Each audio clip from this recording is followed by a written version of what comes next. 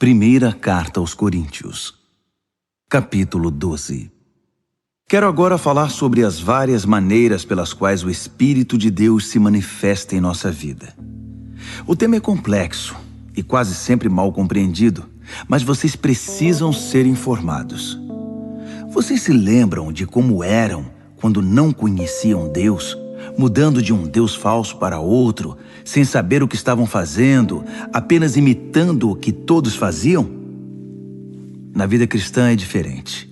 Deus quer que usemos a inteligência. Por exemplo, usando o raciocínio, vocês sabem perfeitamente que o Espírito de Deus jamais induzirá alguém a dizer, maldito Jesus. E ninguém deseja dizer, Jesus é Senhor, sem o discernimento do Espírito Santo. Os dons variados de Deus são distribuídos por toda parte, mas todos têm origem no Espírito de Deus. Os variados ministérios são desenvolvidos em toda parte, mas todos têm origem no Espírito de Deus.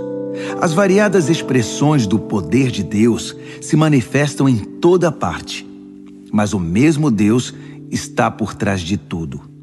A cada cristão é dado algo a fazer, que mostre como Deus é. Todos ganham, todos são beneficiados. Todo tipo de dom é distribuído pelo Espírito para todo tipo de pessoa.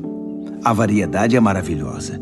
Conselho sábio, entendimento claro, confiança sincera, cura dos enfermos, milagres, proclamação da palavra, discernimento de espíritos, línguas, interpretação de línguas. Todos esses dons têm uma origem comum, mas são distribuídos um a um pelo Espírito de Deus. Ele decide quem recebe o que e quando. É fácil entender como essa diversidade funciona se olharmos para o corpo humano. Nosso corpo está dividido em muitas partes, membros, órgãos, células. Mas a despeito de tantas partes, ainda é um corpo. Ocorre o mesmo com Cristo. Por meio do seu Espírito único, dissemos a Deus a nossa vida incompleta e sem sentido. Costumávamos tomar decisões de forma independente, mas agora vivemos uma vida plena e integrada, em que Ele tem a palavra final em tudo. É o que proclamamos em palavra e ação quando fomos batizados. Cada um de nós é agora uma parte de seu corpo ressuscitado, renovado e sustentado por uma fonte, seu Espírito, da qual todos nós bebemos. Nossos antigos rótulos como judeu ou grego, escravo ou livre, não têm mais utilidade. Precisamos de algo maior, mais abrangente. Quero que entendam que tudo isso faz vocês terem mais importância. Um corpo não é apenas uma parte ampliada. O corpo é o conjunto de partes diferentes, mas semelhantes em combinação e que funcionam em conjunto. Faz algum sentido o pé dizer, não sou tão elegante quanto a mão, embelezada com anéis, por isso acho que não pertenço a este corpo? Se o ouvido disser, não sou importante como o olho que tudo vê, por isso não mereço estar na cabeça, vocês iriam querer tirá-lo do corpo? Se o corpo fosse todo olho, como poderia ouvir? Se fosse todo ouvido, como poderia cheirar? Mas sendo do jeito que é, podemos perceber que Deus pôs cada parte do corpo exatamente onde quis.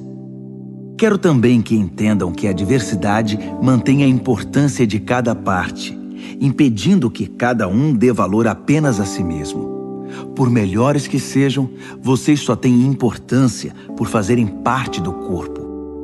Um olho enorme ou uma mão gigante não seria um corpo, e sim um monstro. O que temos é um corpo com muitas partes, cada uma do tamanho apropriado e em seu devido lugar.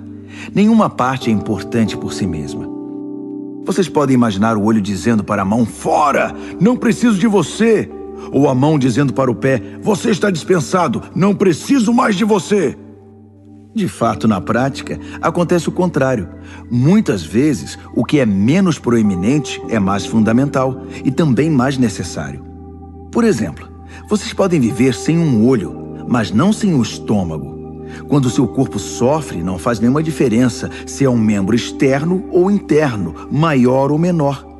Todas as partes sofrem junto, pois cada parte tem a devida dignidade e importância. No entanto, vocês têm mais preocupação com as partes menos proeminentes. Se vocês tivessem de escolher, não iriam preferir uma boa digestão a um cabelo bonito? O modo pelo qual Deus formou o corpo humano é um modelo que nos ajuda a entender nossa vida comunitária na igreja. Cada parte depende da outra. As partes que mencionamos e as que não mencionamos. As partes que vemos e as que não vemos. Se uma parte se fere, todas as outras partes estão envolvidas. Se uma parte vai bem, todas as outras desfrutam esse bem-estar. Vocês são o corpo de Cristo. É o que vocês são. Jamais se esqueçam disso. Só depois que vocês reconhecem que participam desse corpo é que a parte de vocês adquire algum significado. Vocês conhecem algumas partes que Deus estabeleceu na igreja, que é seu corpo: apóstolos, profetas, mestres, operadores de milagres, gente com dom de cura, gente com capacidade para ajudar, gente com capacidade de administrar, gente que ora em línguas. Não é óbvio que a Igreja de Cristo é um corpo completo marcada pela diversidade? Nem todos são apóstolos, profetas, operadores de milagres, gente com dom de cura. Nem todos oram em línguas. Nem todos são intérpretes de línguas. Mesmo assim, alguns de vocês ficam competindo, querendo ser uma das partes importantes. Mas agora quero apresentar a vocês um caminho muito melhor.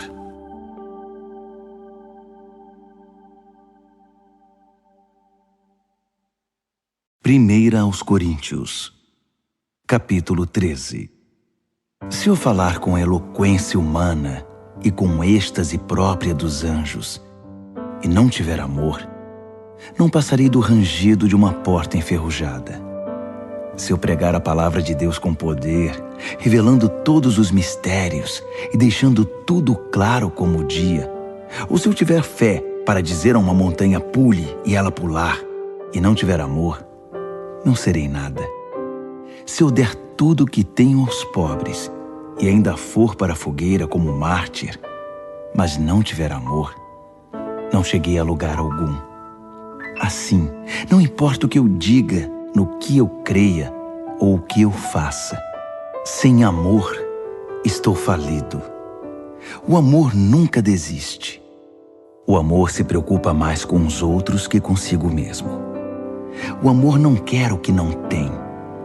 O amor não é esnobe, não tem a mente soberba, não se impõe sobre os outros, não age na base do eu primeiro, não perde as estribeiras, não contabiliza os pecados dos outros, não festeja quando os outros rastejam, tem prazer no desabrochar da verdade, tolera qualquer coisa, confia sempre em Deus, sempre procura o melhor, nunca olha para trás, mas prossegue até o fim. O amor nunca morre. A palavra inspirada um dia será esquecida. A oração em línguas vai passar. O entendimento alcançará seu limite. Nós conhecemos apenas parte da verdade, e o que dizemos a respeito de Deus é sempre incompleto. Mas quando o que é completo chegar, tudo o que é incompleto em nós deixará de existir. Quando eu era bebê no colo da minha mãe, eu balbuciava como qualquer bebê. Depois que cresci, deixei para sempre essas coisas de bebê. Hoje, não vemos as coisas com clareza. Estamos como que num nevoeiro, enxergando com dificuldade por entre a neblina. Mas isso não vai durar muito. O tempo vai melhorar e o sol vai aparecer. Então veremos tudo tão claramente quanto Deus nos vê, conhecendo-o diretamente, assim como Ele nos conhece. Mas por enquanto, até chegar à perfeição, temos 3 coisas que nos guiam até a consumação de tudo: confiança firme em Deus, esperança inabalável e amor extravagante. E o melhor desses três é o amor. 1 aos Coríntios, capítulo 14. Procurem viver uma vida de amor como se a vida dependesse disso, porque de fato depende. Entreguem-se aos dons que Deus dá. Acima de tudo, proclamem sua verdade. Se vocês o louvam quando falam línguas, Deus os entende e ninguém mais, pois vocês estão compartilhando aspectos pessoais, e isso é entre vocês e Ele. Mas quando proclamam sua verdade na linguagem comum, vocês permitem que outros conheçam a verdade e com isso possam crescer, fortalecer-se e experimentar a presença de Deus com vocês. Aquele que ora usando uma língua de oração em particular obtém muito proveito disso. Mas proclamar a verdade de Deus à igreja na língua comum produz crescimento e fortalecimento para a comunidade. Meu desejo é que todos vocês desenvolvam intimidade com Deus em oração. Mas não parem aí. Prossigam e proclamem sua verdade com clareza aos outros. É mais importante permitir o acesso ao conhecimento e ao amor de Deus por meio de uma língua que todos entendem que cultivar a presença de Deus em oração num idioma misterioso. A não ser, é claro, que alguém possa interpretar o que vocês estão dizendo para o benefício de todos. Amigos, pensem bem. Se diante de vocês eu orar de um modo que só Deus entende, que proveito vocês terão? Se eu não falar claramente com alguma instrução, verdade, proclamação ou ensino, não terei nenhuma utilidade para vocês. Se os instrumentos musicais, flautas ou harpas, não são tocados de modo que cada nota seja distinta e esteja no tom, como se poderá identificar a melodia e apreciar a música? Se o toque da trombeta não é nítido, como será possível apresentar-se para a batalha? Então, se vocês falam de um modo que ninguém entende, por que abrem a boca? Há muitas línguas no mundo e todas têm significado para alguém. Mas se eu não entendo a língua, de nada me servirá. Não é diferente com vocês. Já que estão tão ansiosos por tomar parte no que Deus está fazendo, por que não se concentram em fazer o que é proveitoso para toda a igreja? Portanto, quando orarem em língua de oração, não guardem para vocês mesmos a experiência. Orem para poder compartilhá-la com outros. Se oro em línguas, meu espírito ora, mas minha mente fica inativa e não há proveito nenhum. Assim, qual a solução? A resposta é simples. Façam as duas coisas. Devo ser espiritualmente livre quando oro, mas ao orar, devo também refletir e ser cuidadoso. Devo cantar com o espírito e também com a mente. Se você abençoa usando uma língua de oração que ninguém mais entende, como poderia um recém-chegado que não tem ideia do que está acontecendo saber a hora de dizer amém? Sua bênção pode ter alguma beleza, mas você deixou de fora quem não entende. Sou grato a Deus pelo dom que nos concedeu de orar e louvar em línguas. Esse dom nos permite desfrutar uma intimidade maravilhosa com Ele. Eu participo disso tanto quanto vocês, ou até mais. Só que quando estou com a igreja reunida para o culto, prefiro dizer 5 palavras que todos entendem, a dizer 10.000 que não façam nenhum sentido para os ouvintes. Para ser franco, eu estou impaciente com a infantilidade de vocês. Quanto tempo vai demorar para que cresçam e usem a cabeça como adultos? Tudo bem quando há uma falta de familiaridade infantil com o mal. Nesse caso, tudo de que precisamos é um simples não. No entanto, para dizer sim a alguma coisa, se exige algo mais. Só uma inteligência madura e bem exercitada poderá salvá-los de cair na ingenuidade. Dizem as Escrituras: em idiomas estranhos e pela boca de estrangeiros vou pregar a este povo, mas eles não vão ouvir nem acreditar. Assim, aonde esse falar em línguas que ninguém entende levará vocês? Isso não ajuda os cristãos e deixa os descrentes ainda mais confusos. Mas também é certo que essas línguas falam diretamente ao coração dos cristãos, sem alcançar os descrentes. Se a igreja estiver reunida e alguns descrentes estiverem ali quando vocês começarem a orar em línguas, dizendo coisas sem sentido para eles, pensarão que vocês perderam o juízo e sairão dali o mais rápido que puderem. Mas se houver descrentes num culto em que a verdade de Deus é transmitida com clareza, as palavras compreensíveis irão tocar o coração deles. E logo estarão ajoelhados diante de Deus, reconhecendo que Ele está no meio de vocês.